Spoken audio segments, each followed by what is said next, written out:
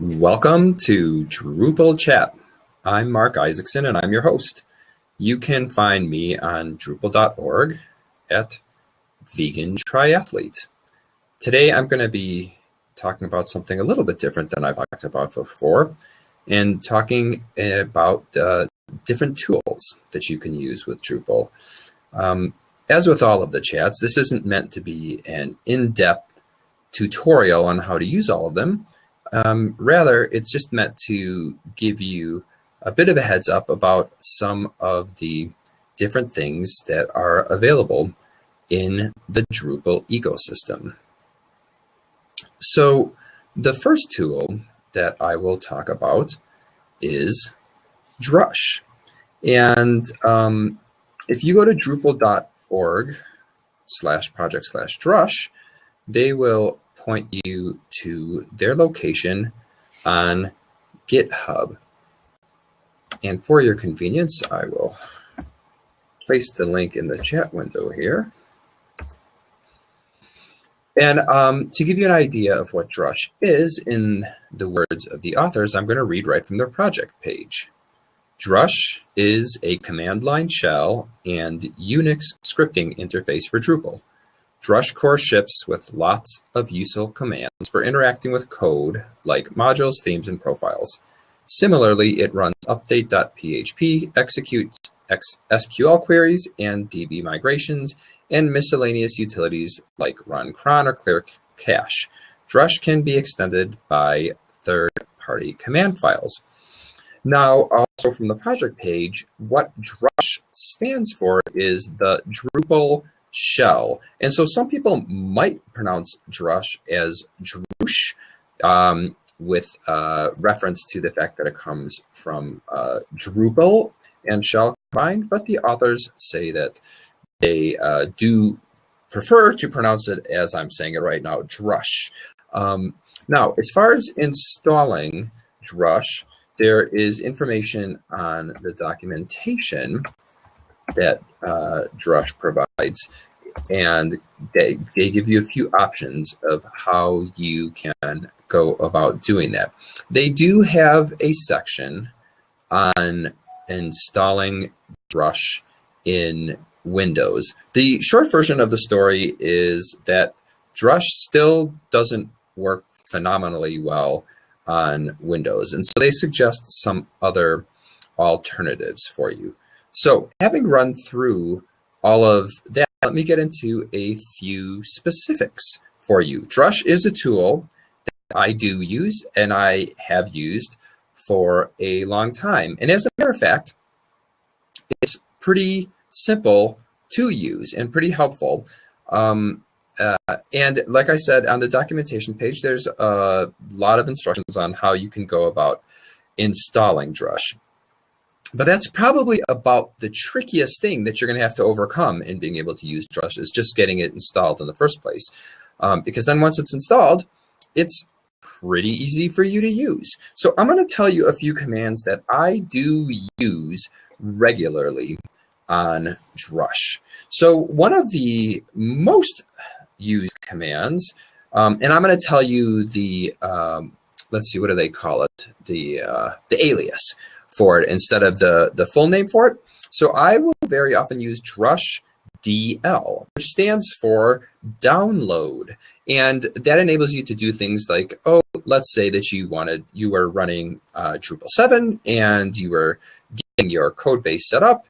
And besides the fact that you could do Drush DL Drupal to install Drupal's code base in the first place, you might do something like Drush DL views. And what happens when you do that is Drush is smart enough to look through your directory structure. So let's say that you had already installed Drupal and you had your sites all modules. And then under the modules folder, you might have put features, contrib, and custom. And so when you do your Drush DL views, Drush is smart enough to know that it should place the views module inside of the sites all modules contrib. And what it's doing is basically the same thing as you would do if you were to try to complete that manually by doing a wget for instance, to grab the tarball and then extract the tarball there. I see we've got a couple of people who have joined, actually a couple of reasonably involved people in the Drupal community. So David and Salman, if you'd like to come in and have a seat and share your thoughts, that would be awesome. I'd be happy to have you share your opinions as well on the tools. And you could agree or disagree with me on the things that I'm saying. I've only started a few minutes ago. I know I didn't give you a huge heads up to be able to join the chat. I was pulling things together here at the last minute. But David or Salman, if you want to jump on in, go ahead to ask to take a seat and I'll let you in and you can share your thoughts on the Drupal tools as well. So, so to get back to what I was talking about with Drush, the commonly used command. So I mentioned DrushDL, which stands for download. Now, another command that I use frequently is drush up, which is used to update your version of Drupal. And what Drush will do when you run that command, and you can, with many of these commands, there are arguments that you can pass it to tell it how it's going to process the command. So you could run drush up in a way that it would basically do a dry run to let you know what would happen if you followed through with it. But I'm not going to get into all of the commands that you can do, options that you could do with all of these commands. But so drush up is very convenient. It will go through your code base and it will look at what modules you have that that need to be updated. Sorry, I'm multitasking here. David and Salman actually did get back to me in the chat stream. Sorry you guys can't join me today, but I'm glad to have you watch, and you can feel free to put your comments in the chat as well. If you feel like I'm overlooking anything or totally misstating anything, I'll make sure that I do mention that as I'm talking here. So what's happening when you run drush up is if you were to do this manually, the basic process that you would have to go through is you would get the various tarballs of or zip files, if you are on Windows, let's say, of the modules that you want to update. And when you're dealing with something like contributed modules, that's not such an incredibly big deal to deal with that. You could just easily delete the folder where the module was before. You would grab the tarball or the zip, you would extract it, you would put it in place, and you'd pretty much be done. Although if you had, whatever, 10 or 15 modules that happen to need to be updated at that point, that could be somewhat time consuming, grabbing all those and extracting them. But the bigger thing that you would potentially be dealing with is when you want to update Drupal core, then what ends up happening, you've got all of the various folders that you're going to want to delete and files that you're going to want to delete, starting at the root, which is pretty much everything except for the sites folder. And that's something that does become quite time consuming indeed. And so when you run drush up, all of that stuff happens within moments. I mean, like seconds, basically, like 5 to 7 seconds, let's say.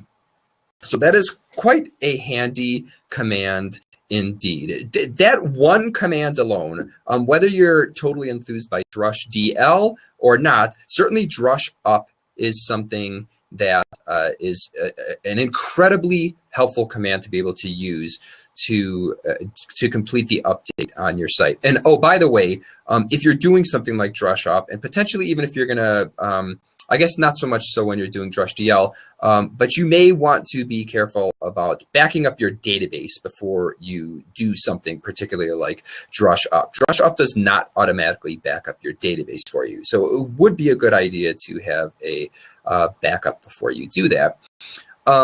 But what drush will do for you, if your code base is not under version control, when you do your drush up, drush will put a copy of the code, the original versions of the code, into a directory based on where you are at that point in time. So you actually then do have a backup of the code the way that it stood before. So it makes things pretty handy for you to get things done in a pretty efficient and effective and safe manner. Other commands that I use, and this is, I forget what version of Drush this came into play, but there's this Drush updbst, which stands for Drush update database status. And the reason I like to use that command, as opposed to just ripping through and doing a drush updb on a site, is that when you do update the database, you will end up clearing all of your caches. And depending on how much you have cached on the site, that could put you into a situation where now it takes a little while to warm those caches again. And so I do actually like to use the drush updbst to find out if I even have any database updates that need to be run. Because if I don't, then I don't need to worry about clearing the caches. So speaking of drush updbst, if you're in a situation that you use something perhaps like multi-site, and I don't want to get into an argument now about whether you should or shouldn't use multi-site, I will confess that I do use multi-site myself. And so if I've done a drush up and I've got certain code that's been updated, there may be corresponding database updates that are supposed to run along with that code update. Well, with the first site that I've done my drush up on, it will detect that there is the database update that needs to be done, and it will run the update.php script to update the database. But on subsequent sites that are inside of that same multi-site setup that I have, running a drush up won't do anything with those. And that's where I might say, let me run my drush updbst to see if I also have some database updates in this site. And if so, then I could just run drush updb. And that would bring the database up to date. And one final command that I will use quite frequently with Drush is the Drush sqlc. And what this does for you, quite simply, is that it looks basically it looks at your settings.php file so that it can determine what your database credentials are, and it will sign you into your MySQL server using the database for that site. So again, it's a convenience tool. It's not that you couldn't do the MySQL command on your own, passing the proper credentials, but it's a nice thing so that you don't need to remember that. And again, particularly if, I guess this doesn't even matter so much whether you're in a multi-site, but if you've got a number of sites that you are in charge of maintaining and supporting for people, rather than having to look for those credentials when you need to get into their database to deal with anything, you can just run this Drush sqlc, and it'll get you right into the database for that site that you need to work with. So that gives you I hopefully hope a quick sense of Drush and the utility and how you would use it. There is a site that you can go to that will give you more information about the various Drush commands, and you can have a look at that to see more specifics on the commands that I have referenced right now, as well as I think it's a pretty complete reference of all the Drush commands that are available. The last thing that I want to mention about Drush before I move on to my next tool is that many projects will write Drush integrations for that project. So for example, I'm going to talk about base themes towards the end of this chat here. And one of the base themes is called Omega. And Omega wrote some Drush integrations that would allow you to create the sub-themes on your site. Actually, I hope I'm getting that right. Maybe I'm getting confused. That might have been Omega Tools that did that. But I'm pretty sure the Omega base theme had its Drush integrations that would allow you to get some things set up automatically for you. I know for sure a project that has some Drush integrations is the color box module. And what its Drush integration allows you to do is to very easily grab the color box jQuery plugin, put it onto your server and put it into the right place on your server. So that's something else that you will get out of Drush, is the ability to use these Drush plugins that many projects on Drupal.org have written to, again, make things more convenient for you.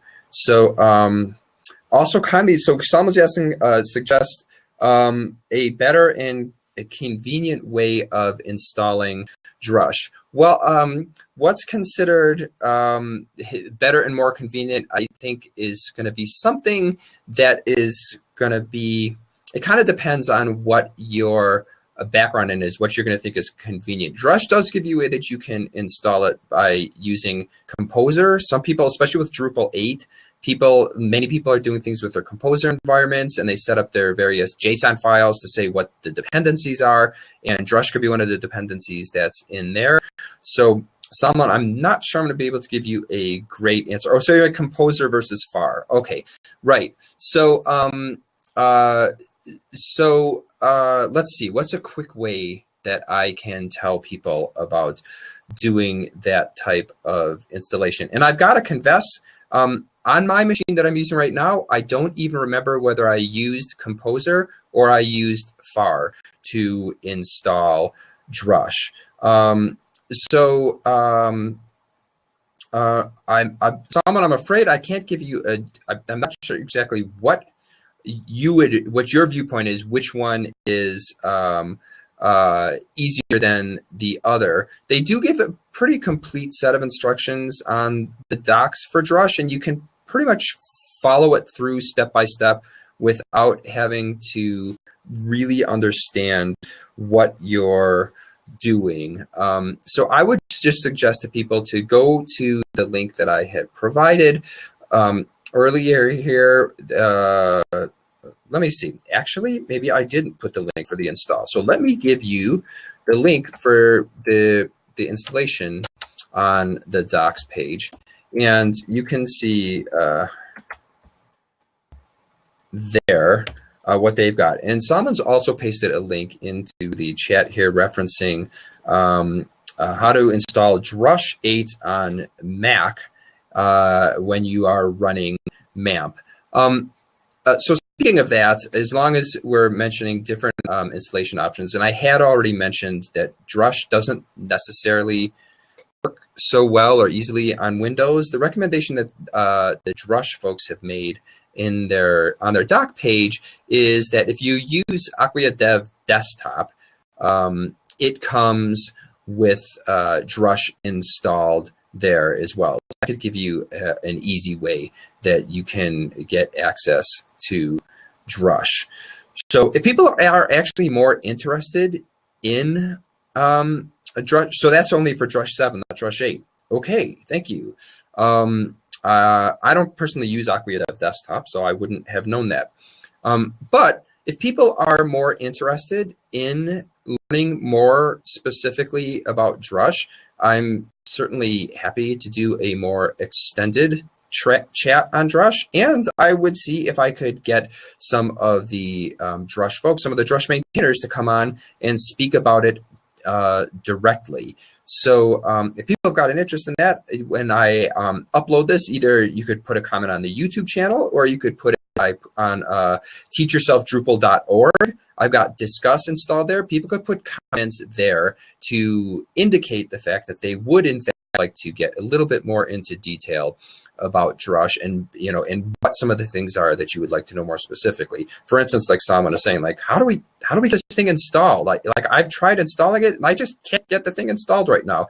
And I think particularly it could be helpful for people who are using something like shared hosting, because I think there are some workarounds for ways that you can get it installed even when you're on shared hosting. I haven't been on shared hosting in a long time though, so I can't say with certainty whether that's a true statement or not. At any rate, I think we'll wrap up this what was meant to be a relatively brief introduction to Drush, and I will move on to the next tool that I'd like to discuss today. And that tool is called, is called Dreditor. And I will give you a link here so that you can find some more information about that tool if you want to look at it yourself. And again, I'll read from the Dreditor's main page. That Dreditor, short for Drupal editor and pronounced Dreditor, started as a simple idea for a Grease Monkey browser user script to help module maintainers, Drupal core maintainers, and developers in general to review patches on Drupal.org.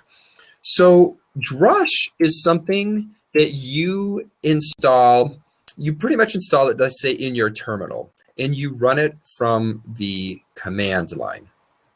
Dreditor is a browser plugin, and at the moment, it is working only in Chrome. They did have it working in Firefox at one point, but Firefox has changed something with requirements with regards to being able to sign your plugins, and because of the way that Dreditor is written, they aren't able to sign it, and so it's not running on Firefox right now. But it does run on Chrome. And so it's a browser plugin for Chrome.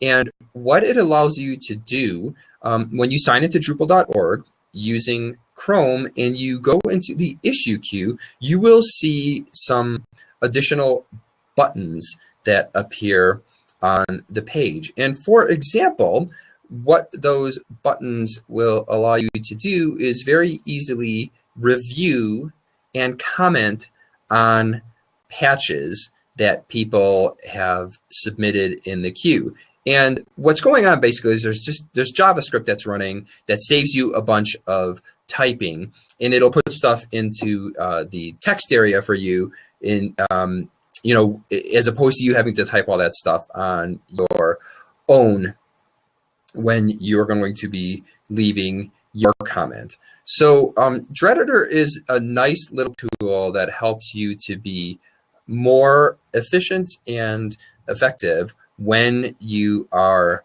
working in the issue queues. And that's all I think pretty much that I think needs to be said about Dreditor. Again, I don't know all of the ins and outs of Dreditor, and even if I did, I wouldn't cover all of them right now. Easiest way to understand it is to install it. You can go to the dreditor.org, and it will give you a button so that you can install it as a plugin on Chrome, and then you can go to Drupal.org, go into an issue queue, and have a look at it and see the types of things that appear on your page at that point. So the next thing I'm going to move on to is a relatively new tool that's been introduced. It was introduced specifically for Drupal 8, and that is the Drupal Console. So yeah, Solomon guessed it. Before I got to type it in there, he was guessing. So yes, Drupal Console is another type of command line utility. So I'm going to read from the Drupal Console page so you know exactly what the authors have to say about it. The Drupal Console is a suite of tools run from a command line interface to generate boilerplate code and interact with a Drupal 8 installation. So it was written specifically for Drupal 8 because of the way that things are namespace and the way that Drupal is utilizing Symfony and the YAML files, and just the way that things are set up. There's a whole lot more code that you need to put into place when you're going to be doing your module development. I haven't used Console at all yet because I haven't started doing any Drupal 8 development yet. And I'm not sure about when you're doing theme development in Drupal 8, what type of code you need to put in place and whether the Drupal Console helps you out with that as well. I want to read one more thing from the Drupal Console site in why should you care about it. The authors say Drupal 8 is more technically advanced compared to its predecessor, and managing the increasing complexity of Drupal 8 could be a daunting task for anyone. Drupal Console is a suite of tools to help manage that complexity. Writing a Drupal 8 module now involves a lot more boilerplate code, and there's a lot you need to know and do just to get started building a new module. These tasks can be repetitive and tedious and can therefore create increased potential for errors. Fortunately, a lot of the new code can be automatically generated using Drupal Console without the risk of copy-paste errors and with a lot of saved time. So the console is another tool that's meant to simplify some things for you and give you some handy types of shortcuts that will enable you to get your job done easier. So that's something that is worthwhile to have a look at if you find that you are going to be getting into Drupal 8 module development. And now I'm going to switch gears just a little bit, talking about other types of things that could be considered tools. So I want to mention the concept of base themes. I talked about that a little bit earlier in the chat here. And I mentioned Omega as a base theme. So there are a number of base themes that you can use when you want to get started creating your own custom themes on Drupal. And if you go to Drupal's site and you go to the extend page, you can choose to have a look at themes, and I placed a link here that will take you specifically to showing about the base themes. And the first three themes that you see listed when you go to that page are Zen, Bootstrap, and Omega. And all three of those themes are in fact base themes. And I think in Drupal 8, with a twig template and theming, things I think may be a bit simpler. I know when I was in DrupalCon New Orleans that John Albin said the way that he created the Zen base theme for doing things in Drupal 8, he said there's very minimal amount that the Zen base theme actually puts in it, and it's quite easy to strip it out if you just wanted to have your own standalone theme based off the starter code that he's given you there. So again, not having started working in Drupal 8 now, I can't speak with much intelligence about that. So I'm going to talk more in terms of when I was doing the work in Drupal 6. I used Zen as my base theme consistently. When I went to Drupal 7, I actually used Omega as my base theme consistently, and that was actually Omega 3 that I was using. I'm working on a Drupal 7 project now where we're using Omega 4 as the base theme, but I'm not in charge of any of that theme layer stuff, and so there's somebody else that's actually using that functionality. But in short, what base themes, okay, we've got a question here from Salman. I'll come back to that. In short, what we've got with base themes is the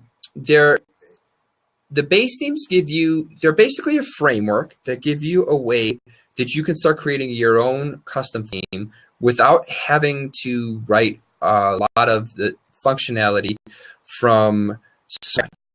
And so there's certain functions they put there. There's certain ways that they give you that you can organize your files so that they'll be pulled in. And what you can do when you use a base theme is your sub theme from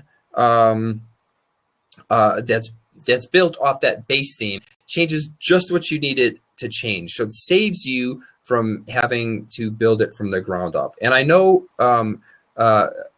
specifically with Zen, so I'll talk about Zen in Drupal 6, is that John spent a lot of time commenting heavily in the code that he provided you, so you got a good idea of understanding how actually to build a base theme and what the code that he wrote was doing for you.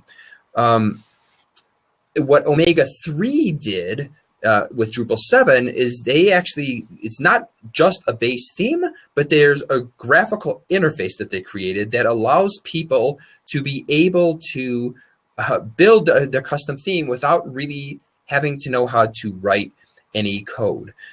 In Omega 4, that shifted completely the opposite way. That's a base theme that's built for coders, and so that you're building everything in code.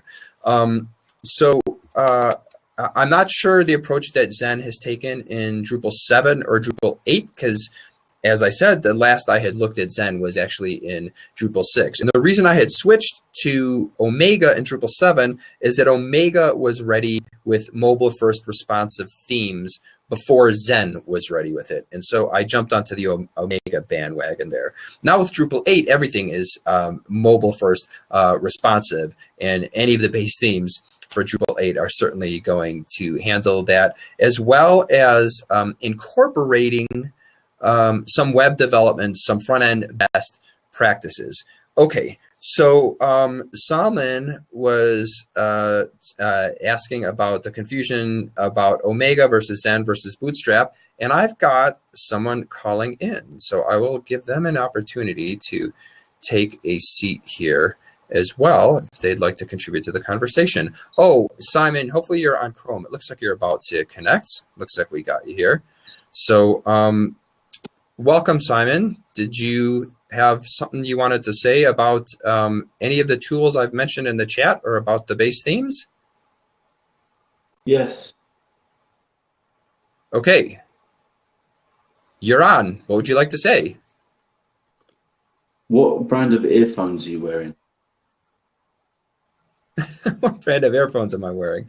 I think it's some $6 or $7 pair of these little earbuds. I honestly don't even remember what they are. I'd have to look at the look at the packages. But there's some inexpensive pair of earphones that I got from Best Buy. Fair enough. Okay. All right, Salman. So as far as back to your question, like Omega versus Zen versus Bootstrap. Now, the Bootstrap base theme in Drupal, it gives you a way that you can connect your Drupal theming layer with the Bootstrap theming framework. And I haven't used it, so I can't speak to exactly what type of functionality that Bootstrap-based theme is going to give you and what exactly you end up putting into your sub-theme. But the Bootstrap framework is basically, there's a bunch of, there's the classes and the CSS and the JavaScript that comes with it that makes it easier for you to create a mobile-friendly theme. And so, I would think that that base theme is going to play very much in line with, the design behind the Bootstrap framework, which I think is probably, there's lots of components that you can use in there.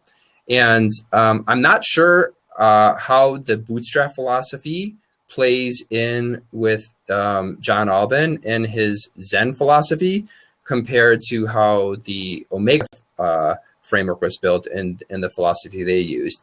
And as I said, the Omega framework, the 3.x and the 4.x are completely different philosophies. The 5.x framework with Omega has gone back to the way that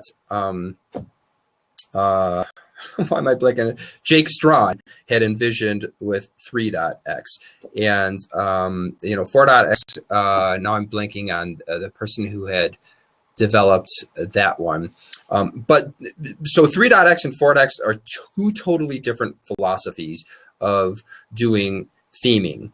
And so I'm not sure how Zen would compare to the 4.x version of Omega, but that as well certainly is very different from the 3.x or 5.x. So as far as when a person is using base themes, the best thing that I can say to a person is a similar thing as I would say to people when they're asked about using any type of web development framework. When people ask, like, what's the best framework? I don't really like to get into those arguments with people. What I tend to do is say, well, these are all open source and they're free, and you might as well install it and play around with it and see what fits in the best with your sensibilities and the workflow that you like to use. And so I'm going to say the same thing with these base themes. Rather than getting into any kind of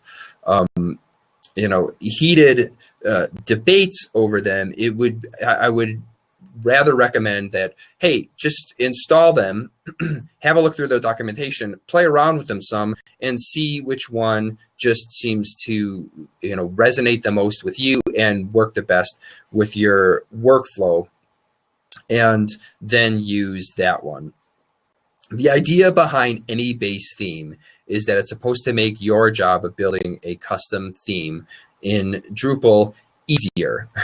So if you're not finding that the base theme is doing that for you, then maybe you'll want to have a look at a different one, and that may make more sense to you, and you will find that it does make things easier for you. Okay, so I'm going to move on to wrap things up here with my final category of tools that I'm going to be talking about. And these are what I'm just going to call APIs, advanced programming interfaces. And I'll talk about a couple of examples of those. And the reason I bring these up is that these first couple of categories that I mentioned, while they certainly are more related to the technical type of Drupal user as opposed to somebody who's just going to be like a site builder or a content maintainer. These API type of tools that you can use are definitely, they're strictly geared towards helping people when they are going to be writing modules, which I guess you could say is the case for the console as well, as it's geared towards people who are going to be building modules in Drupal 8. But those, the Drupal Console and Drush are things that aren't modules in the sense like you go into your Drupal interface and you enable those. Those are things that run in the terminal. The Dreditor is a plugin that runs in your browser. The base themes are things that actually go under your site's all themes, and then you do end up actually using those base themes, although I don't believe you actually have to enable a base theme to be able to use it. Although it's been so long since I've done any theming on a site, I may be misspeaking when I say that. This category that I'm talking about now, these APIs, they are actually modules that you download and you will put somewhere in your site's all module folder, and you do need to enable them on the site. But when you enable them, nothing immediately is apparent on your site. Nothing changes immediately. And these type of API modules you download only when either you're installing a contributed module that has a particular need for that API, or if you are looking to write some code that will leverage that API. And someone has actually just confirmed what I said, that when you're using a base theme, you don't actually have to enable the base theme. You can still reference the base theme in your subtheme without the base theme being enabled itself. Okay, now back to the API type of modules. And so I'll mention a couple of them. The first one I'll mention is the Entity API. And with Drupal 7, the architecture of Drupal changed in a way that the idea was that everything became entities. And I'm not going to get into a discussion in this chat about what exactly is an entity. Just take it at face value that Drupal changed its architecture. And so Drupal core provided a very limited set of functionality that you could use when you wanted to deal with entities, whether they were your own custom entities or whether you wanted to deal with entities that contributed modules had created. And so the Entity API was written to fill out the functionality that a person has when they want to deal with entities in Drupal. And so it's it's got things that you can use, for example, like to create a new, I guess you would say, like, instance of the entity on your site. So to give an example of an entity, let's look at Drupal Commerce. And one of the entities that Drupal Commerce defines is an order, for instance. And orders have line items. And Drupal Commerce does rely on the entity API, and they make use of the entity's API.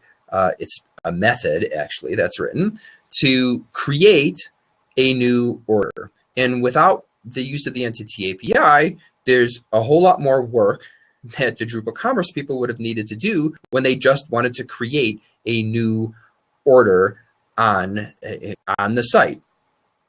So that's one example of one of these API type programs, and it's a particularly good example because when you download the module and you enable it on your site, like, you don't, there's really nothing anywhere in the interface that you're going to see. There's nothing that you configure for the entity API. Like, there's no place in the interface that you get to see anything with it at all. And so that's why I mentioned that one first, because it's truly a tool that's there to make the work easier for the module writers when they're going to be dealing with entities.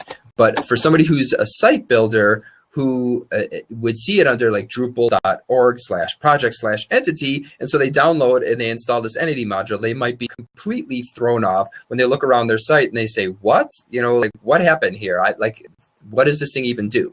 And so I hope I gave you some idea of what this thing does. Now, another type of API-ish module is ctools. And so that's drupal.org/project/ctools. Now, I mentioned that one second because when you install ctools, there will actually be some things that you will see in your interface. Although, again, ctools doesn't really do a ton on its own. It really is a set of tools that other modules use. And where ctools came about was really that it's Earl Miles, when he was creating his different modules, like views, for instance, he found that there were some basic utility type functions that he wanted to be able to do repeatedly based on the paradigm that he used for building his modules. And so he created this ctools module to house all of that type of utility functionality. And then furthermore, since he had separated things in this way, then other people were able to tap into some of these utilities that Earl provided through ctools. So to give an example of one of those tools that you can tap into, so this isn't so incredibly abstract, ctools provides an ability to create modal dialogues on your site.